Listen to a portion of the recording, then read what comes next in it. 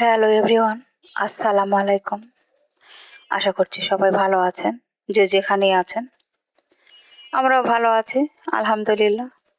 আমি জুবাইদাস ব্লগিংয়ের জুবাইদা, সবাইকে ওয়েলকাম করছি নতুন দিনে নতুন আরও একটি ব্লগ ভিডিও দেখার জন্য। তো সবার কি অবস্থা, কেমন আছেন? প্লিজ কমেন্টে জানাবেন কে কী অবস্থায় আছেন, কে কোথায় গেছেন, দেশে ঘুরতে গিয়েছেন নাকি বিদেশে গিয়েছেন, জানাবেন কিন্তু, ঠিক আছে? কারণ কানেক্ট হওয়ার জায়গাটা কিন্তু এই একটাই, তাই না? আমরা কেউ কাউকে চিনি না, জানি না, শুধু কমেন্টের মাধ্যমেই কিন্তু পরিচয়টা হয়ে থাকে। এখান থেকে আমরা একজন আরেকজনকে কিন্তু না দেখে ভালোবাসি, তাই না? কতটা আত্মার আত্মীয় হলে, কতটা একজন আরেকজনকে ভালোবাসলেই এত সুন্দর সুন্দর কমেন্ট করা যায় আর ভিডিওগুলি দেখে আনন্দ উপভোগ করা যায়, তাই না? তো আমি অনেক আপুর ভিডিও দেখি, খুবই ভালো লাগে, অনেক কমেন্ট করি, আমাকেও অনেক আপু কমেন্ট করেন, আমি অনেক খুশি। যাই হোক, আমি তো খুবই ছোট্ট নগণ্য একজন ব্লগার। আমার ভিডিও অনেকের কাছেই পৌঁছায় না, আর পৌঁছালেও হয়তো দেখেন না, এই জন্য খুব একটা ভিউ হয় না। তো যাই হোক, যার যতটুকুই ভালো লাগে ততটুকুই উপভোগ করবেন, কোনো সমস্যা নেই। তো আজকে সন্ধ্যার নাস্তায় একটু ফ্রেঞ্চ ফ্রাই বানাবো, একটু অন্যরকম। মানে দেখে বুঝতে পারছেন কি অবস্থা। ফ্রেঞ্চ ফ্রাইয়ের আলুগুলো তো সবই এক মাপ মতো থাকে, আমরা যেটা বাইরের রেস্টুরেন্টে আসলে খেয়ে থাকি। কিন্তু বাসায় বানাবো তো কোনো আলু আর এভাবে না ফেলে এরকম করেই জাস্ট কেটে ধুয়ে রেখে দিয়েছি পানি ঝরিয়ে। তো এখানে একটা একটা করে ইনগ্রিডিয়েন্টস দিচ্ছি। এখানে দিয়েছিলাম আটা, তারপরে কর্নফ্লাওয়ার, লবণ, গোলমরিচ গুঁড়ো, সামান্য হলুদের গুঁড়ো, মরিচের গুঁড়ো, ধনিয়ার গুঁড়ো, জিরার গুঁড়ো, গরম মশলার গুঁড়ো, একটু তিল দিয়েছিলাম, মুখে পড়লে ভালো লাগবে। আর দিয়েছিলাম একটু সামান্য জর্দার রং, যাতে কালারটা ভালো আসে। আর বাইন্ডিং এর জন্য একটা ডিম ফেটিয়ে রেখেছি, তার অর্ধেকটা ব্যবহার করব, পুরোটা কোনো দরকার নেই দেওয়ার। তো এই যে এভাবে একটু বানিয়ে নিচ্ছি, জাস্ট এটা অর্ধেকটা দিব, দিয়ে পানি দিয়ে একটু গুলিয়ে নিব, নেওয়ার পরে একটা করে আলু এখানে এই গোলার মধ্যে দিব, দিয়ে একটা একটা করে আসলে তেলের মধ্যে ছাড়বো, এই আর কি। তো যেহেতু পরিমাণ অল্প, সেজন্য আমি অর্ধেকটা ডিম ব্যবহার করেছি, আর অর্ধেকটা অন্য কাজে ব্যবহার করব। পুরা ডিম দেওয়ার কোনোই দরকার নেই। তো কারা কারা এরকম মানে আলু জাতীয় খাবার পছন্দ করেন কমেন্টে জানাবেন। মাঝে মাঝে কিন্তু এরকম মুখরোচক খাবার খেতে ভালোই লাগে। একটু নিজের মতো করে বানিয়ে নিলাম, অসুবিধা কি? একদম দোকানের মতো পারফেক্ট হওয়ার তো দরকার নেই, কারণ তারা তো প্রতিদিন বানায়, আর আমি তো প্রতিদিন বানাই না। তাদের মতো পারফেক্ট কিন্তু আমার কখনোই হবে না। তো আমি যেভাবে বানাই এতেই আমি খুশি, আমার বাচ্চাও খুশি। আমরা কিন্তু সস দিয়ে মজা করে খেয়ে নেব। বিকেলে নাস্তার জন্য কিন্তু এরকম একটা পারফেক্ট নাস্তা থাকলে মন্দ হয় না। সবসময় বাইরে থেকে ভাজা পোড়া কিনে নিয়ে এসে খাওয়ার কোনো মানেই হয় না।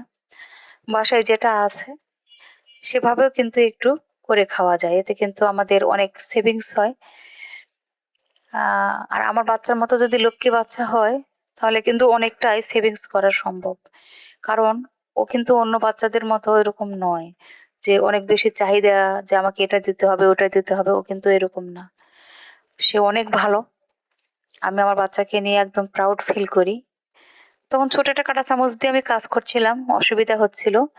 এখন বড় একটা কাঁটা চামচ নিয়েছি, কারণ আমার বাসায় 3 রকমের কাঁটা চামচ আছে। তো সবথেকে বড় যেটা, সেটা দিয়ে আমি কাজ করছি। এই হচ্ছে অবস্থা। আর ভাজা পোড়া জিনিসগুলো একটু এপাশ থেকে ওপাশ উল্টিয়ে দেওয়ার এই বড় কাঁটা চামচ দিয়ে করাটা ভালোই হয়, সুবিধা হয়।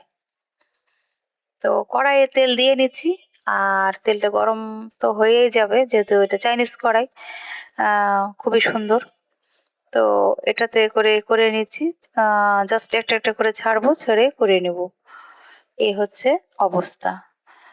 তো যাই হোক, আপুরা ভাইয়ারা যারাই আমার ভিডিও দেখেন, তাদের সামনে কি প্ল্যান প্রোগ্রাম,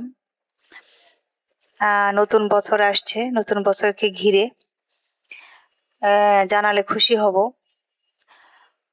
তো অনেকের তো অনেক রকমের আশা থাকে, স্বপ্ন থাকে, কে কোথায় যাবেন, কার স্বপ্ন পূরণ হতে চলেছে। হয়তো এমন অনেকে আছেন যে দেশের বাহিরে একদম সেটেল হয়ে যাচ্ছেন, এরকমও অনেকে থাকতে পারে। আবার অনেকে হয়তো ফ্ল্যাট কিনেছেন, বা কারো বিয়ে শাদী হবে, এরকম অনেকেই কিন্তু থাকে, তাই না? তো অনেকের আশা স্বপ্ন, কার কি স্বপ্ন, কার কি আশা, আল্লাহ সবার নেক আশা পূরণ করুক। সবাই ভালো থাকবেন, সুস্থ থাকবেন।